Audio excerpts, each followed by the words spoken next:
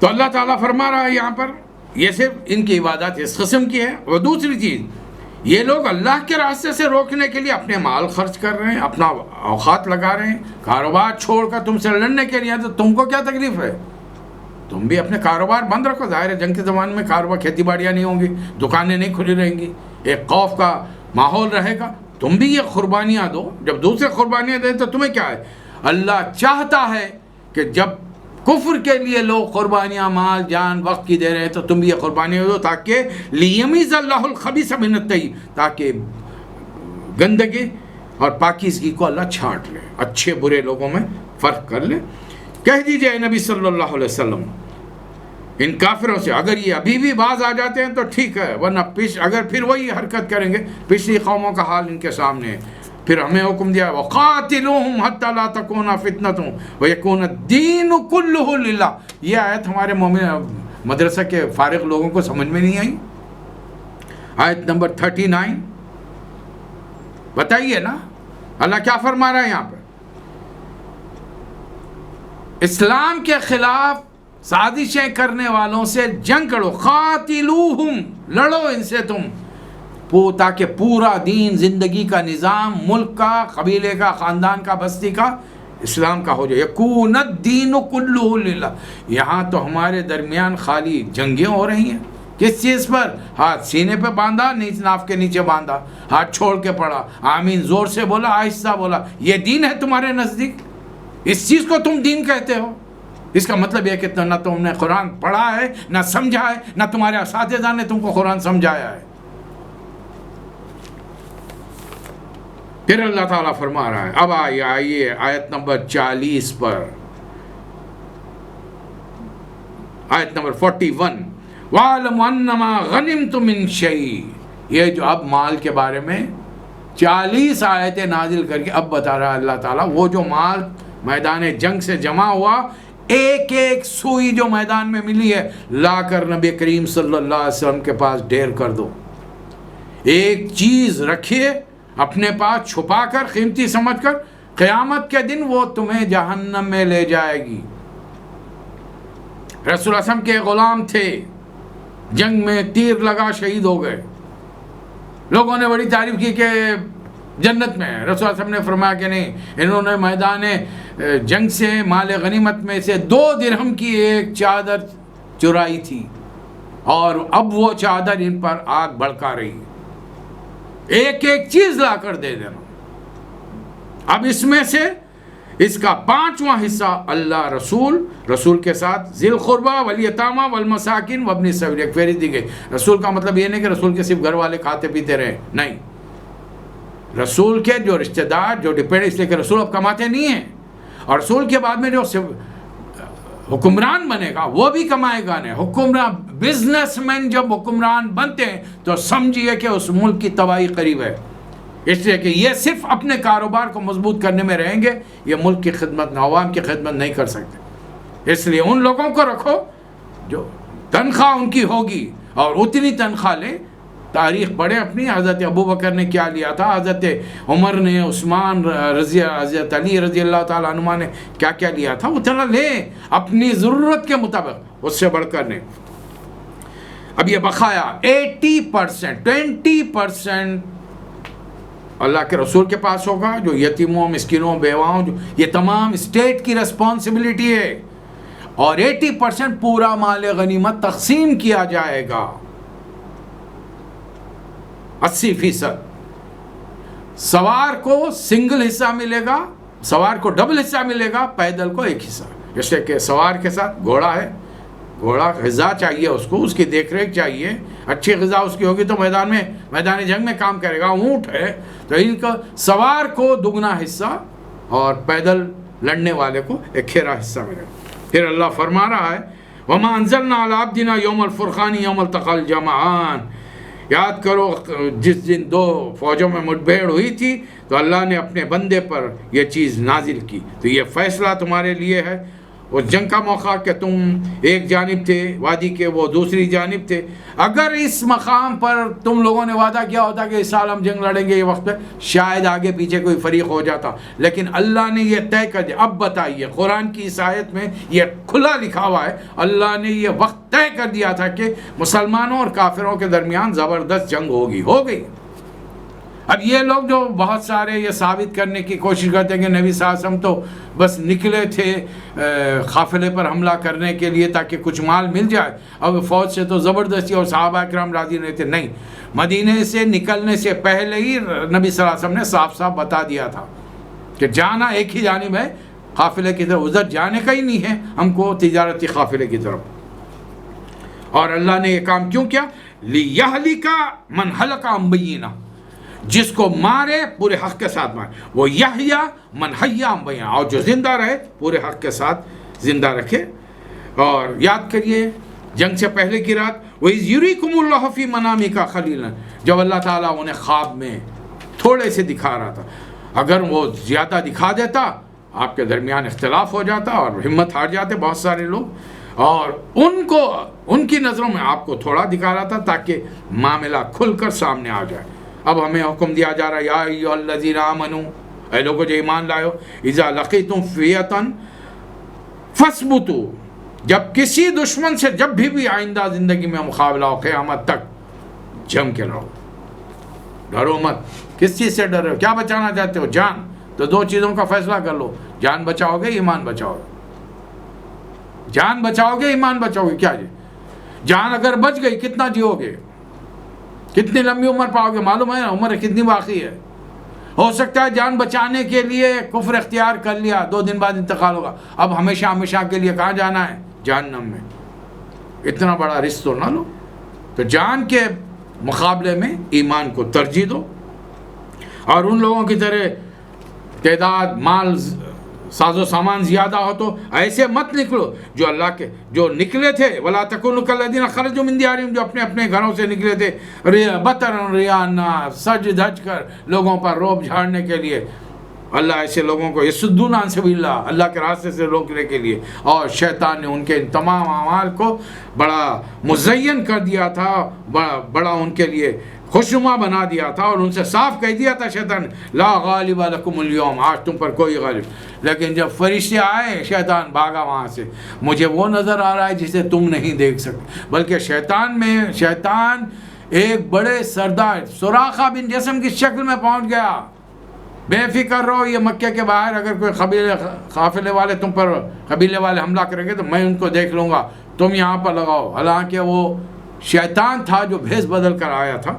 تو اس طریقے سے شیطان تڑی دے رہا ہے. لیکن بہرحال فرشتوں کو دیکھتے ہی میدان چھوڑ کر بھاگ گیا، اور صاف صاف کہنے کا، انی بریء منکم، میں تم سے بری ذمہ ہوں، انی ارا ما لا ترون انی اخاف اللہ. شیطان کہتا ہے میں اللہ سے ڈرتا ہوں، اور آج کا مسلمان توحید کی بات پر کہتا ہے کہ بزرگوں کو نہیں مانتے. کیا وہ اللہ سے نہیں ڈرتا؟ کس کے بعد تم کس کے مقابلے میں، خالق کے مقابلے میں تم مخلوق کو لا رہے ہو؟ اللہ ہی رحم کرے ہم پر. اے نبی صلی اللہ علیہ وسلم، اگر یہ لڑا، کچھ لوگ زمین میں ایسے ہیں جنہوں نے حق کو ماننے سے انکار کیا. ان میں وہ لوگ ہیں جن کے ساتھ آپ نے معاہدہ کیا ہے، اور یہ ہر موقع پر یہ اپنے ایگریمنٹس کو توڑ دیتے ہیں. 1 بار 2 بار موقع دیجئے، اگر پھر محسوس ہو جائے کہ نہیں یہ وعدہ خلافی کرنے والے ہیں، جب کہیں موقع پائیں پھر ان کو لڑائی میں مل جائیں تو ایسی خبر لیں کہ دوبارہ پھر چھوڑ پکڑ کا کام کرنے والے موجود نہ ہوں. اور اگر آپ کو اندازہ ہو کہ کوئی دوسری قوم جس سے آپ کا ایگریمنٹ معاہدہ ہو چکا ہے، وہ لوگ کچھ ایسی تیاریاں کریں کہ آپ پر اچانک حملہ کریں، آپ کو خطرہ محسوس ہو رہا ہے، ایگریمنٹ ان کے سامنے ڈال دیا، آج سے تمہارا اور ہمارا ایگریمنٹ خلاص، کوئی ضرورت نہیں ہے اس کی، اب ہمارے درمیان جنگ کی کیفیت ہے. نتیجہ کیا ہوگا؟ وہ بھی تیار رہیں گے، ہم بھی تیار رہیں گے، ورنہ ہم غفلت میں مارے جائیں گے. دشمن دیکھیے اخلاقی تعلیمات اسلام میں، اسلام کے علاوہ کسی کے پاس، دوسری قومیں تو دھوکہ دینے کو روا رکھتی ہیں، جھوٹ بولنے کا روا رکھتی ہیں. اسلام میدان جنگ میں بھی وعدہ خلافی، جھوٹ، دھوکہ بازی پسند نہیں کرتا. البتہ جنگی ترکیبیں، آپ بوڑھے ہیں، اپنے بالوں کو رنگ لیجئے، سیاہ کر لیجئے اور نظر آئیے، عورتیں مردانی لباس میں نظر آئیں تاکہ دشمن کا معلوم ہو کہ یہاں پہ مرد بہت ہے۔ یہ جنگی ترکیب ہے، یہ دھوکہ نہیں ہے، اس لیے کہ جنگ خود دھوکے کا نام ہے۔ الحرب خدا، یہ رسول اللہ علیہ وسلم کے الفاظ ہیں، جنگ دھوکے کا نام۔ جنگ ایک بار شروع ہو جائے تو ہم وہ جو چاہے کریں ہم، لیکن جنگ سے پہلے نہیں۔ جھوٹ، جنگ بدر سے پہلے 2 صحابہ کرام مدینے سے آ رہے تھے، قریش کے لوگوں نے پکڑ لیا، انہوں نے بہت ساری باتیں بتائیں اور آخر میں یہ وعدہ کر لیا کہ اگر جنگ ہوگی تو یہ لوگ حصہ نہیں لیں گے۔ اب یہاں 313 ہیں، ادھر 1000 ہے۔ انہوں نے آ کر کیا کہ اللہ کے رسول ہم نے کہہ تو دیا ان سے، لیکن ہم دیکھ رہے ہیں کہ تعداد کم ہے، ہم حصہ لیں گے۔ رسول اللہ علیہ وسلم نے فرمایا کہ نہیں، مسلمان زبان سے پھرتا نہیں، جو تم نے ان سے وعدہ کیا ہے کہ حصہ نہیں لوگے، ہم کو ضرورت نہیں ہے تمہاری۔ یہ ہوتی ہے بات، اپنے زبان کا خود پاس رکھنا، خود خیال رکھنا۔ اور اگر دشمنوں سے تمہیں خدشہ ہو، ان کا ایگریمنٹ ان کے منہ پر دے مارو بس، اس لیے کہ وہ ہم کو ہرا نہیں سکتے۔ وہ منکرین مشرکین اس غلط فہمی نہیں رہیں کہ وہ اللہ والوں کو ہرائیں گے۔ اللہ والے اگر اپنے اسلامی تعلیمات پر جمے رہیں گے۔ اب اللہ ایک حکم دے رہا ہے تمام مسلمان ملکوں کو، اعدوا لہم ما استطعتم، as much as possible، جنگی گھوڑے۔ یہاں پر گھوڑے ہارس پاور کے لیے استعمال ہوا ہے۔ آپ کیا سمجھ رہے ہیں آج کے دور میں جہاں ٹینکر سے، میزائل سے، اوپر سے ایئرپلین کے ذریعے بمبارنگ ہو رہی ہے، وہاں پر آپ گھوڑوں کی فوج لے کر سنت کے مطابق تلوار سے لے کر لڑنے کے لیے نکلیں گے؟ دشمن آپ دیکھیں گے میل ہا میل تک، میلوں تک دشمن نظر نہیں آئے گا۔ آپ پوری فوج کے ساتھ آگے بڑھیے، ایک میزائل آئے گا پوری فوج کے دجیاں اڑا کے نکل جائے گا، اوپر سے ایک بم گرے گا پوری فوج برباد ہو جائے گی۔ نہیں، اب دشمن کے بعد جو ہتھیار ہیں وہ تمہارے ساتھ بھی ہونے چاہیے، کم صحیح لیکن ہونے چاہیے۔ اب اس کی تعداد آگے آئے گی، کتنے ہونے چاہیے اللہ فرما رہا ہے یہاں پر۔ پہلی چیز تو اپنے کو تیار رکھو، اپنے ہتھیار، ہارس پاور کے گھوڑے تیار رکھو یا وہ مشینیں تیار رکھو ہارس پاور کی۔ اور آج ہر چیز، موٹر سائیکل کتنے ہارس پاور کی ہے، کار کتنے ہارس پاور ہے، ٹریلر، گاڑیاں، ٹرینیں، فلائٹس، پلینز، ایک ایک چیز اس کے اندر جو قوت لگتی ہے اسے ہارس پاور کہا جاتا ہے۔ اللہ فرما رہا ہے یہ تیار رکھو، اور کوئی جنگ ہو یا نہ ہو ہمیشہ مسلمان فوجیں ایکسرسائز کرتے ہوئے چست رہیں ہمیشہ، اس لیے کہ تم نہیں جانتے، تمہاری مضبوطی کی وجہ سے لوگوں کے دلوں پر ہیبت طاری ہے۔ ورزشیں ہمارے لوگ کرتے نہیں ہیں، فوج میں نوکری کے بڑے شوقین ہوتے ہیں اور جا کر کھا پی کے مست ہو جاتے ہیں، تنخواہیں زیادہ بڑی بڑی لے لیتے ہیں، اور اس کے بعد میں ایک اسٹیج میں جانے کے بعد میں کسی بڑے سے بڑے آفیسر کو دیکھیے سامنے یہ بڑی ٹمکی نظر آئے جی، چلنے پھرنے کے قابل نہیں رہتے ہیں، تب دشمن ہم سے کیا خاک ڈرے گا؟ چست رہنا چاہیے ہمیشہ، تاکہ مسلمانوں کی اس کیفیت کو دیکھ کر وہ لوگ جو کبھی پلاننگ کر رہے ہیں ان پر ایک ہیبت طاری ہو۔ اس لیے کہ مسلمان کے اندر خوبی کیا ہے؟ ایمان والا ہے، اللہ کی مدد و نصرت اس کے پاس ہے۔ پھر جو لوگ جنگ میں حصہ نہیں لے رہے ان کو کیا چاہیے؟ وَمَا تُنْفِقُ مِنْ شَيْءٍ فِي سَبِيلِ اللَّهِ، اللہ کے راستے میں خرچ کرتے رہو۔ ضروری نہیں ہے تم بھی سپاہی کے، پوری قوم سپاہی نہیں بنے گی، پوری قوم فوج نہیں بنے، لیکن ہر آدمی کو اپنی مدافعت کے لیے جسمانی طور پر تیار رہنے کا مسلمان، مومن و قوی اللہ کے نزدیک محبوب ہے مومن ضعیف سے، یہ اللہ کے رسول کا حکم ہے۔ تو پھر یہ کام کرو جو اللہ کے راستے میں تم دو گے، اللہ تعالیٰ اس کا بڑے سے بڑا بدلہ دے گا۔ اور اے نبی صلی اللہ علیہ وسلم، اگر یہ دشمن آپ کو دھوکہ دینا چاہتے کوئی مسئلہ نہیں ہے، فإن حسبک اللہ، اللہ آپ کے لیے کافی ہے، اس پر بھروسہ کیجئے آپ۔ اس سے پہلے ہر جگہ اللہ ہی کی مدد و نصرت ملتی ہے، اللہ تعالیٰ نے اسی اپنی مدد سے لوگوں کے دلوں کو جوڑا۔ وَأَلَّفَ بَيْنَ قُلُوبِهِمْ، یہ جو اطراف صحابہ اکرام نظر آ رہے ہیں ان کے دلوں کو کس نے جوڑا ہے؟ کلمہ لا الہ الا اللہ محمد رسول اللہ۔ اللہ تعالیٰ رسول اللہ صلی اللہ علیہ وسلم سے کہہ رہا ہے لو انفقت ما فی الارض جميعا، آپ پوری زمین کی دولت بھی ان میں خرچ کر دیتے، ما الفت بین قلوبہم، ان کے دلوں کو جوڑ نہیں سکتے، ولکن اللہ الف بینہم، اللہ نے ان کے دلوں کو کلمہ لا الہ الا اللہ محمد رسول اللہ کے ذریعے آپس اس کو جوڑا ہے۔ تو اے نبی صلی اللہ علیہ وسلم ایک چیز کا آپ خیال رکھیں، یا ایھا النبی، اے نبی صلی اللہ علیہ وسلم، حسبک اللہ، اللہ آپ کے لیے اللہ کافی ہے، ومن اتبعک من المؤمنین، اور آپ کے ساتھ جو ایمان والے ان کے لیے بھی اللہ کافی ہے۔ آپ ایک کام کیجئے، یا ایھا النبی حرض المؤمنین علی القتال، مومنوں کو قتال پر اکسائیے۔ کون سے مومن؟ وہ جو آپ کے زمانے میں تھے۔ تو پھر ہم کیا ہیں؟ ہم مومن نہیں ہیں؟ 1400 سال کے بعد اسلام ختم ہو گیا یا ہم مومن نہیں رہے؟ اس سے کہ کچھ مسلمان دینداروں نے یہ پٹی پڑھائی تھی اکبر کو، جلال الدین محمد اکبر مسلمان تھا، مسلمان دادا، مسلمان باپ کی اولاد تھا، اس کے باوجود پٹی پڑھانے پر دین سے پھر گیا، یہ کہتے ہوئے کہ محمد صلی اللہ علیہ وسلم کا دین 1000 سال کا تھا، 1000 سال ختم ہو گئے، اب میں نیا دین، دین الہی ایجاد کرتا ہوں۔ اگر یہ خیالات ہیں تو پھر چھوڑ دیجئے، اس کو اعلان کر دیجئے، کیوں اسلام کے تمام چیزوں سے فائدہ اٹھا رہے ہیں اور پھر اسلام ہی کے خلاف؟ یہ جتنے ہیں ہمارے درمیان کمیونسٹ بیٹھے ہوئے ہیں اور اپنے آپ کو مسلمان کہتے ہیں، مسلمان لڑکیوں سے شادی کیے، مسلمان ماں باپ سے جائیداد لے رہے ہیں، نوکریاں مل رہی ہیں، لیکن اس کے باوجود میں کمیونسٹ، اور کیسے کمیونسٹ مسلمان کیسے ہو سکتا ہے؟ تو اللہ صاف فرما رہا ہے، اے نبی صلی اللہ علیہ وسلم، ان کو شوق، ہر دور کے مسلمانوں کو حرض المؤمنین علی القتال، جہاد نہیں کہا گیا۔ جہاد تو مجھے اور آپ کو کرنا ہے، اپنی زندگی کے لیے جد و جہد کر رہے ہیں ہم، کھانے کمانے کے لیے، بال بچوں کا پیٹ پالنے کے لیے، چھت چاہیے سر چھپانے کے لیے، تو جد و جہد تو ہے۔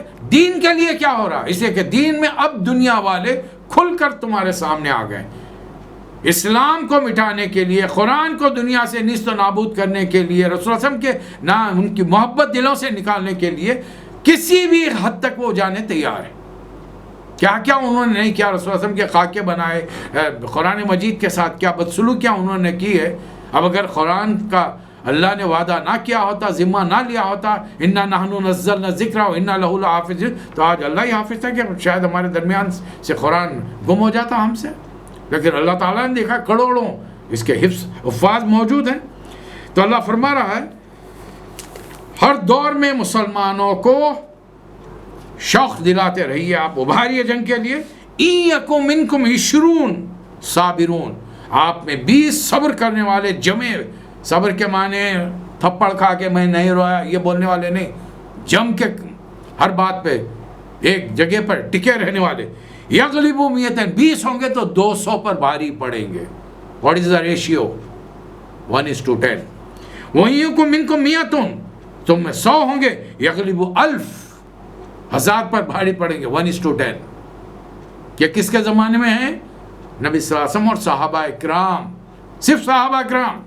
اس کے بعد میں سن لیجئے کیا ہے، اس کے بعد والی آیت میں ہے، اللہ فرما رہا ہے، الان خفف اللہ عنکم، لیکن اب اس جنگ بدر کے بعد میں اللہ تعالیٰ نے اس میں تمہارے لیے تخفیف کر دی۔ وَعَلِمَ أَنَّ فِيكُمْ ضَعْفًا، ہم جانتے ہیں تم میں ابھی کمزوریاں ہیں، جسمانی اعتبار سے بھی آنے والے دور میں لوگ کمزور ہوں گے، مالی اعتبار سے بھی ہوں گے، اور دیگر اور چیزیں بھی ہیں، بہت ساری ہیں، ہر ایک پہ بات کرنے کا موقع نہیں۔ بہرحال تو اب تمہیں کیا کرنا؟ فَإِن مِّنكُم 100 صَابِرَةٌ، اب بھی 100 آدمی ایسے ہوں گے جو صبر و استقرار سے رہے، یغلبوا 200، 200 پر غالب آئیں گے۔ ریشیو ایک دم بدل گیا، یا تو صحابہ اکرام کے درمیان ریشیو تھا 1:10، اب ہو گیا 1:2، اور یہ ہر چیز میں، تعداد میں، فوجیوں کی تعداد سے لے کر ہتھیار، ان کے پاس 2 ایٹم بم ہیں تو آپ کے پاس 1 ہونا چاہیے، حالانکہ ایسا نہیں ہے۔ دنیا میں اس وقت 1000 ایٹم بم ہیں تو صرف 1 مسلمان ملک کے پاس ایٹم بم ہے بقایا، حالانکہ اس ملک سے زیادہ مالدار 56 ممالک اور باقی ہیں، کسی کے پاس کچھ نہیں ہے، اور یہ سارے کے سارے غیروں سے، انہی سے لڑنے کے لیے، جو وہ جانتے ہیں کہ یہ اسلام کے دشمن ہیں، اسلام کے خلاف، انہی سے ہتھیار مانگ رہے ہیں لڑنے کے لیے۔ بڑے مزے کی بات یہ ہے کہ وہ ہتھیار بیچتے بھی ہیں، آ کر چلانا بھی سکھاتے ہیں ہم کو، اور آپ کے خیال میں کون سے ہتھیار بیچتے ہوں گے وہ؟ جو ان کے پاس آؤٹ آف ڈیٹ ہو چکے ہیں، آؤٹ ڈیٹڈ ہو چکے ہیں، ان کے پاس لیٹسٹ ٹیکنالوجی آ چکی ہے، وہ یوز کر رہے ہیں، وہ ہم کو نہیں دیتے، اس کی جگہ پہ جو وہ یوز کر چکے ہیں واہیات اور بیکار قسم کی ٹیکنالوجی ہم کو دے رہے ہیں۔ تو اللہ تعالیٰ نے بتا دیا 1:2 کا ریشیو میں اب تمہارا معاملہ ہوگا۔ پھر اب وہ آیت آئی ما کان للنبی ان یکون لہ اسرہ، نبی کے لیے مناسب نہیں تھا کہ ان کے پاس قیدی ہوتے، اور یہی وجہ تھی کہ نبی کریم صلی اللہ علیہ وسلم اور حضرت ابوبکر رو رہے تھے، قیدی کیوں ہیں؟ اور یہی چیز محسوس کی کس نے؟ حضرت سعد بن معاذ، اوس کے بڑے سردار رضی اللہ تعالیٰ، میدان جنگ میں انہوں نے بڑی ناگواری کا اظہار کیا کہ مسلمانوں کو جب دیکھا کہ لوگ قیدیوں کو پکڑ رہے، ایک ہتھیار ڈال دیے مارنے کی، گردن اڑانے کے، میدان میں جنگ جب چل رہی ہے تو کسی کا سوال نہیں پیدا ہوتا وہاں پر، گردن اڑانے کے بجائے بھائی اس نے کلمہ پڑھ کے گردن اگر کلمہ پڑھ رہا ہے تو چھوڑ دے، کلمہ پڑھے بغیر اگر اس نے ہتھیار پھینک دیا تو آپ نے چھوڑا کیوں اس کو قید کریں تاکہ فدیہ ملے، ملے مال کے لیے۔ اللہ صاحب پوچھ رہا ہے ہم سے، تریدون عرض الدنیا، دنیا چاہتے ہو تم لوگ، واللہ یرید الآخرہ۔ اور حضرت عمر کا یہ مزاج بہت سارے لوگوں کو سختی دکھتی ہے، لیکن آپ بتائیے یہ جو جنگ میں اگر ہم نے صحیح طور پر دشمنوں کی فوج سے نہیں نمٹا تو نتیجہ کیا ہوا؟ اگلے سال دشمن پھر 3000 کی فوج لے کر پہنچ گیا، جنگ احد واقع، اور اس میں مسلمانوں کا کتنا بڑا نقصان ہو۔ اس بار 70 مسلمان شہید ہو گئے، یہ فرق ہے۔ اللہ فرمایا تم لوگ دنیا چاہتے ہو، اللہ کو تو آخر ہے۔ لولا کتاب من اللہ سبق لمسکم فیما اخذتم عذاب علیم، اور جو کچھ تم نے فدیہ لیا ہے، معاوضہ لیا ہے، اللہ کا عذاب پکڑ لیتا تم لوگوں کو، لیکن اللہ نے چونکہ سورہ محمد میں بتا دیا تھا کہ آپ